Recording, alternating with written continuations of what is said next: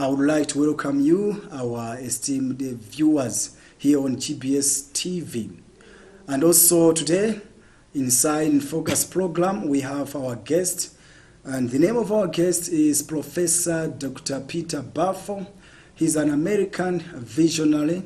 He has written 179 books, which talks about, politics, mind, and also culture, as well as the society. And Professor Dr. Peter Baofu has traveled in over 132 countries around the world. And we are privileged to have him today here on GBS TV. So, Professor Peter Baofu, I would like to welcome you to our TV station. And would you mind if you can reintroduce yourself to the audience so that they can know more about you? So let me say thank you for inviting me first. As you said, I am an American visionary and author of 179 books in all fields of knowledge, and I have proposed more than 145 different new visions and new theories of the human future in relation to the mind, nature, society, and culture.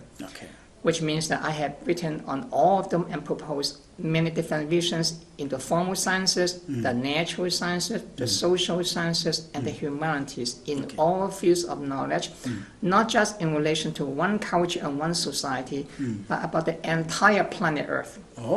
So that is a very important project that I'm doing, and I have been in more than 132 different countries by now, and by the end of my trip, it could be probably more than 150 or 60 different countries, all over the world, in all civilizations. And the reason I do that is because I want to understand humanity on the ground, not just by written books in a library and all that. That is very easy for me to do, but I want to go to each of them so that I can understand them firsthand, and I want to propose solutions to many of the problems, confronting, again, not just one country, one culture, one ethnic group, but for the entire planet Earth. And that is exactly what I do, and so that's why I'm here in Malawi, which is part of Africa, and I should also look into Africa too. So thank you very much for coming on GBS TV. Now, when we talk about the relationship between China and US, US is a very big country and has got a very big political value. And it's a strong country. And we know that if China and US fight, that it will bring more problems in this world. So you as a professor, what do you think should America do and China do in order to bring world political stability? Yes. Unfortunately, I'm not a politician. I don't have political power to tell China or the US what to do. I'm just a professor. I'm just a scholar. I don't have any power, but I can speak out. I can tell them about my visions and my ideas. Unfortunately, the world that we live in is divided. Which means that each group has its own values and beliefs. Now, that is very important to remember, because that is the tendency for one group to preach and say that you have to behave like that. If not, we are going to attack you. We are going to put sanctions on you. But if you behave like that, you behave like a dictator. You will think that your values and beliefs are the superior one. The values or beliefs of everyone else are inferior ones, or they are no good. You know what's right for them. They have to listen to you. And they cannot tell you what to do, but you tell them what to do. If they don't, you exert your power on them, You have to do it. Then you behave like a dictator. So the problem here is that when a superpower is telling someone and saying, you should not go to that group, you should come and join me because we stand for good. They are the evil guy. But the problem is that they can also say the same thing to you. Then as you have to come to them. Look at Ukraine as a good example. Ukraine is trying to side with the U.S. now, at least the ethnic Ukrainian in Ukraine. The ethnic Russian, they have different views, but they try to side with Western powers. Now what happened? They side with one and oppose Russia now. Russia is attacking them. Why? Because what they are doing in Ukraine and the NATO expansion has threatened the national security of Russia too. Before even the Cold War, all of those countries, they were part of the Soviet Union or the Eastern Bloc. Do you know that? Yeah. So the Soviet Union felt a bit safer. They have a buffer zone. Now all of those countries, almost all of them disappear and become part of NATO. You threaten them. Yeah. Now at the frontier are the NATO troops. For the first time, facing them, many of these missiles can reach Russia in less than 1 minute. Look at Estonia, look at Lithuania, look at Latvia, look at Romania, look at Bulgaria, you name it. All those countries siding with the Western powers, and they are next to Russia. So now Ukraine is under more and more control by the Western powers. You lose your freedom. At the same time, your country is being destroyed in that war.